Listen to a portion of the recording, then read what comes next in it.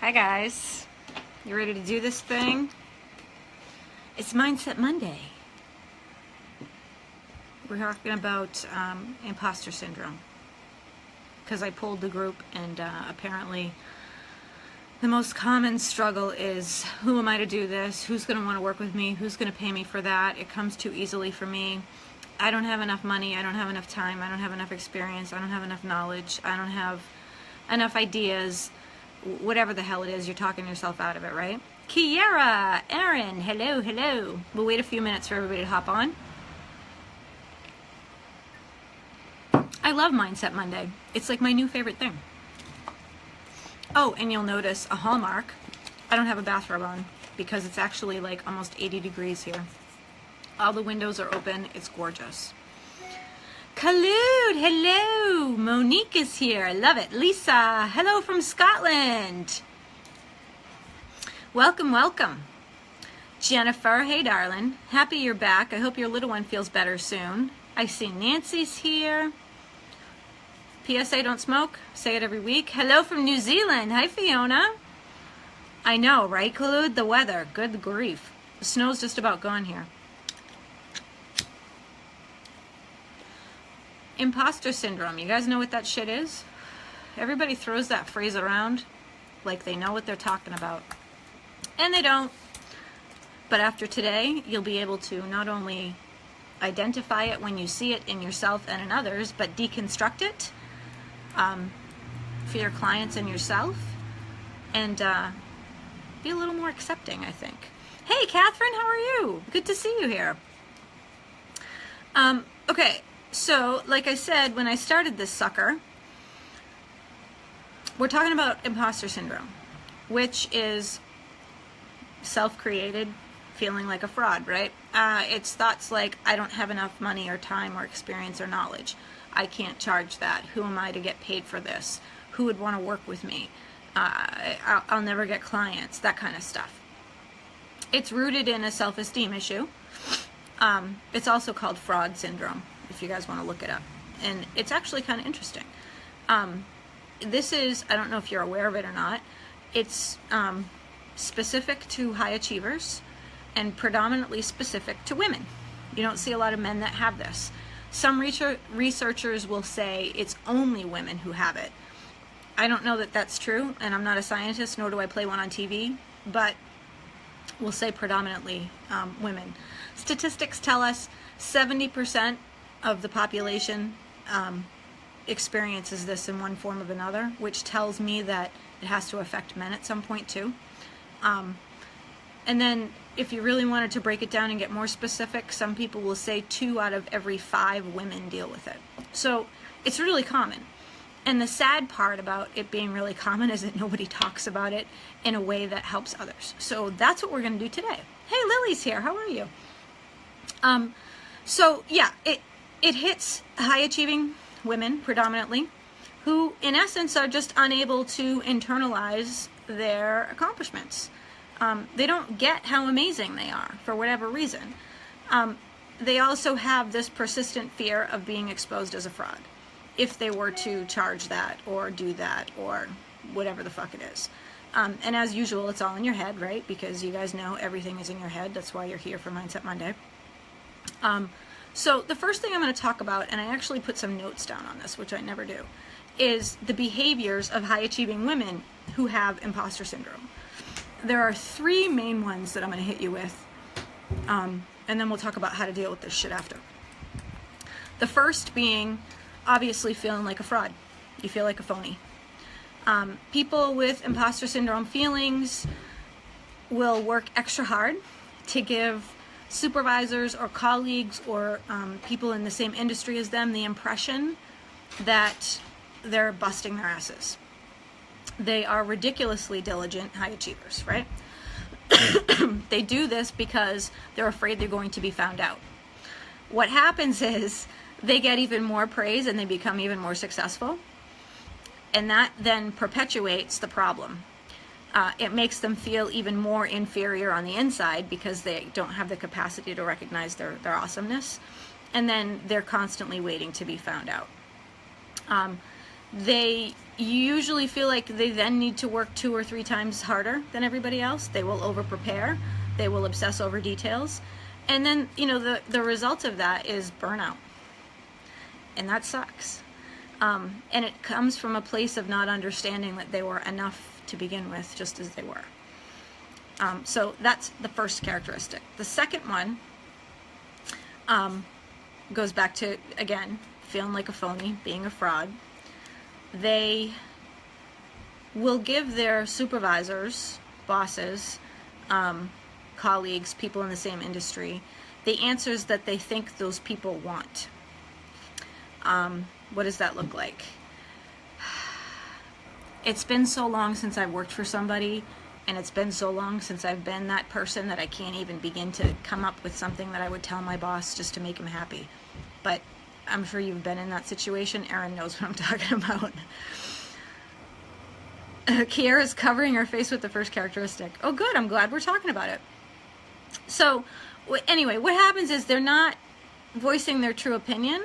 They're not saying what they really think because they think that they have to be somebody they aren't to please their boss, which perpetuates the problem of feeling like a fraud. And this isn't exclusive to corporate. Women do it with other women in their industry.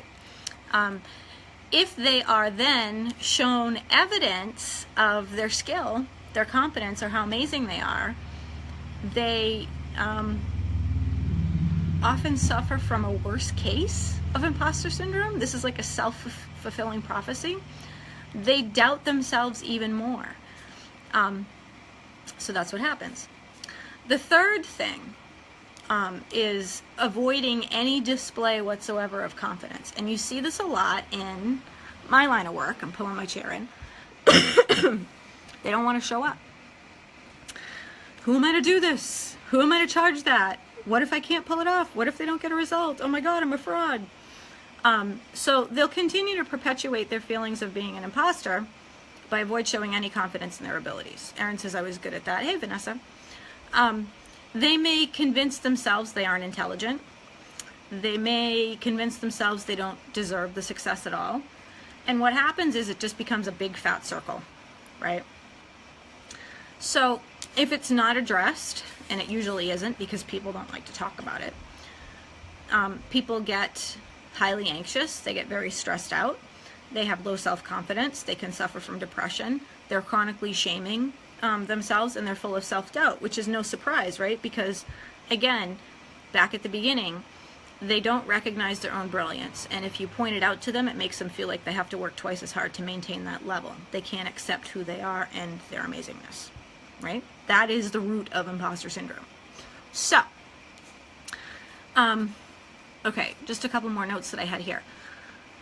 Hey, how are you, Agnesia? So people who suffer from this tend to dwell on their failures. They also dwell on their mistakes and the negative feedback, which is why gratitude practice and mindset work is so important, right? Fiona says, I was thinking maybe this didn't apply to me, but then you started talking about number 3. It's just so prevalent. I think that almost every person on the planet has this at some point. Anyway, so they'll dwell on those mistakes. They'll dwell on that stuff. And what happens is your courage shrinks, right? Because who the fuck wants to put themselves out there when they feel like that on the inside? They're going to be discovered. They're going to be a fraud. You're literally afraid to fail. You're afraid to make a mistake, and you're convinced you have to work 3 times harder than everybody else just to be acceptable. But it's the cycle. It's all in your head. Unfortunately, mistakes are how people learn.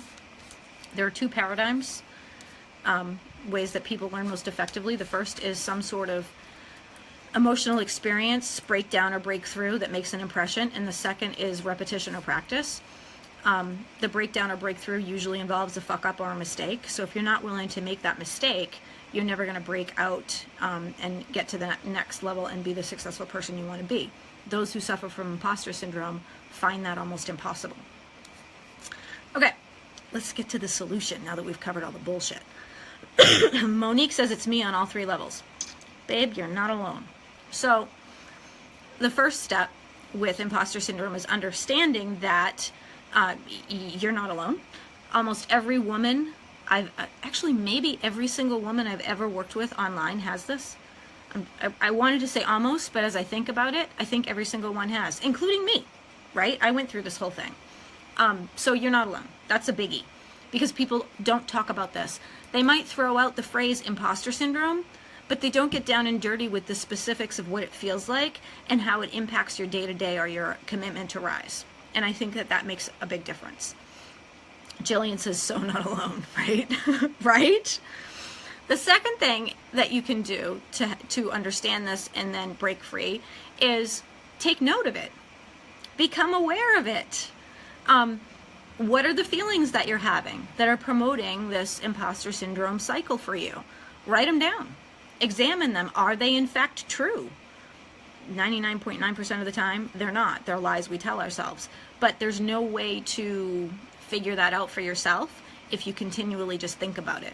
You actually have to write them down and think about them logically and truly like hold them up to the light and examine them. Sometimes, and I think most of you who have worked with me before have had this experience, even in just my free groups, you'll write something down about one of the limiting beliefs that you're thinking or feeling, and as you're writing it, you call bullshit on yourself.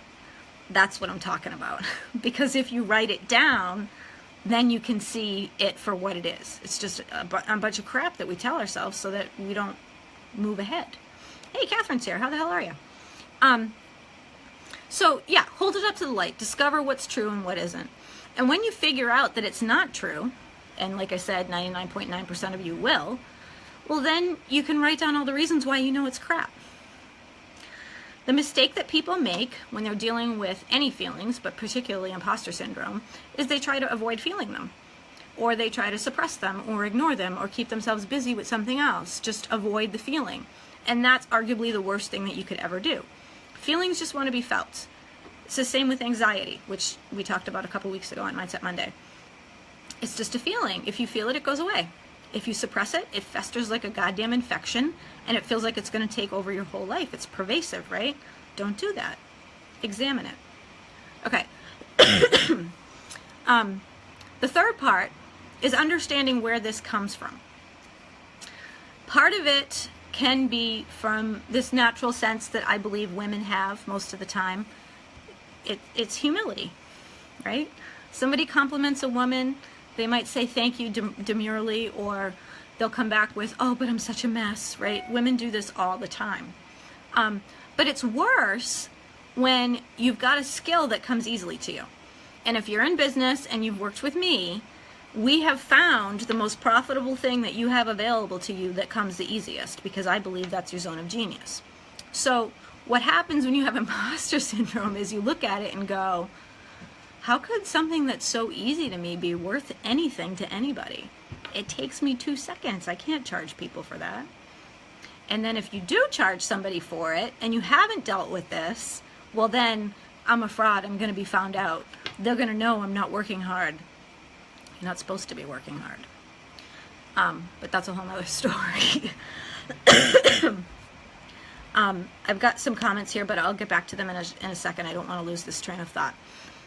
Adding on to that, the skills that you have discovered that are easy for you and that you have built your business on and that could be very financially lucrative to you, these are skills that didn't come easily. Just because they're easy now doesn't mean they were easy 20 years ago, right? Or 10 years ago, or even 5 years ago. You guys all read the 10,000 hours theory? The point is, if you have spent decades or years working at something, doesn't it make sense that your skill set is now in a place where things are easy? Wouldn't it be fucking weird if it was still hard after 10 years? I mean, that would be a big red flag to me that we're doing something wrong. So, how could something so easy for me be worth anything? Just because it's easy for you now doesn't mean it was easy for you when you started. Start thinking about, and I have my one-on-one clients do this, what have you been through? What have you survived? What have you experienced? What have you learned? What have you graduated from? What have you gone through to become the person that you are with the skills that you have? Because that's what people are paying for. Okay. Those are the first 3, and I've got 2 more for you, but I'm going to stop and go and look at the comments really quick. and see what's what. Monique says, it's timely because this morning I woke up with the thought that I needed to do a Facebook Live tonight about feeling like a fraud. Yeah, right? It's a sign you're supposed to do the Facebook Live. Absolutely. Everybody goes through this at some point. Jillian says, I have anxiety. Hey, I do too. I stepped up and I started live streaming and I actually was calm, just being myself. Once I got into it, I had a sense of calm. So my fear was totally irrational. Yeah, I think all fear is irrational. And this is how you build courage. We don't get more courageous by waiting for the fear to pass. We'll be waiting a shit long time, right? We get more courageous by diving into the fear and doing the thing scared.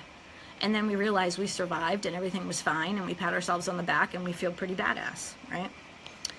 Kiara, one of the many reasons I love working with you, so much truth in the last few weeks. Oh, thanks, honey. Jillian says, amen. Okay, so number 4, dealing with imposter syndrome. Start a swipe file. And I talk about this one a lot. Testimonials from clients, brags, all the nice things people say about you as a person, and all the nice things people say about your work and what they've been able to do as a result of that. Keep it all in one place. If you're feeling particularly low, you're having a bad day, you feel like a fraud, you're ready to kick your own ass, go and break out that file, man. You'll shift your vibe in a heartbeat. It works every time. Okay. And then number 5, we'll wrap this all up. Erin says, yes, it's powerful. It is. So, imposter syndrome, you know what it's called.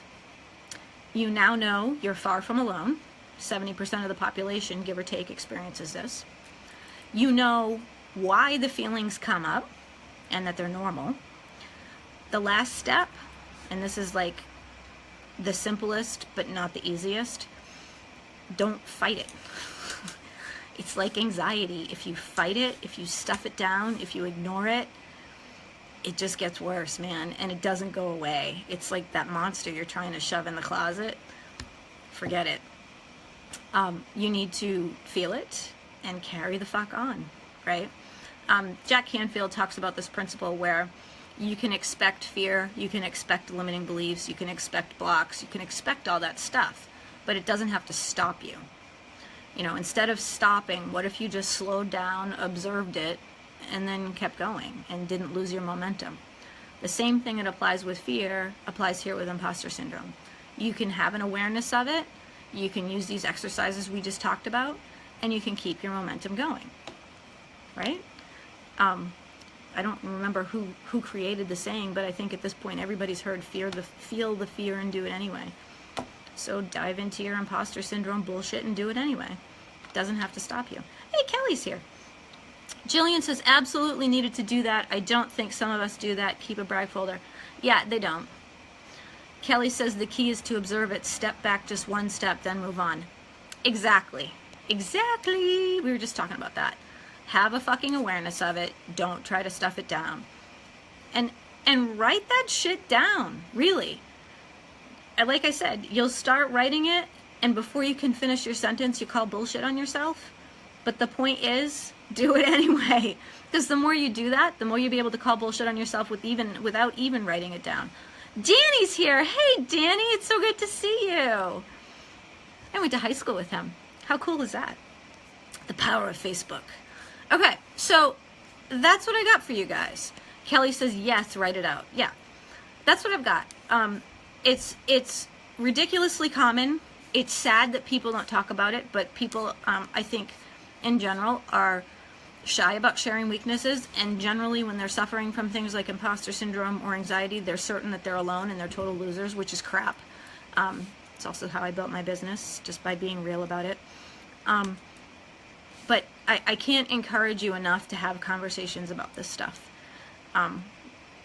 You know, if you're dealing with somebody who has no concept of what you do for a living, then no, you're probably not going to share this. But if you're talking to other women in your community, colleagues, peers, yeah, talk about it. Because you take away its power when you examine it for what it is. When you hold it inside and try to ignore it, you give it more power than it deserves. And that is dangerous. It will pull you right out of your zone of genius. Okay, let's see. Monique, writing is powerful. Yes, it is. Khalud says, needed this today. You nailed it. Ah, thank you. Kelly says, it's sad they let it stop them. We all have this shit. Amen. Danny says, you're smart as hell. Thank you, Danny. You see a winner. Mwah. Thank you, thank you. Okay, so if you guys have questions about how to use this strategy yourself when you're dealing with this shit, hit me in the comments. I always go back and I check all the comments after. I'm going to share this over in Entrepreneurial Incubator when we're through, because I forgot to put it over when we were starting. I'm a little out of it today. And talk about it, and talk about it, and talk about it, and talk about it, and don't stop talking about it until everybody that you know knows she's not alone. Because that's the way that we get over this stuff, collectively. You're not going to do it by yourself. Okay? Okay. That's all I got for Mindset Monday. I'm going to go outside and enjoy this beautiful 70-degree weather. I hope wherever you are in the world is fantastic, and that you're continuously striving and learning to kick the crap out of your inner bully. Okay? Okay. Bye.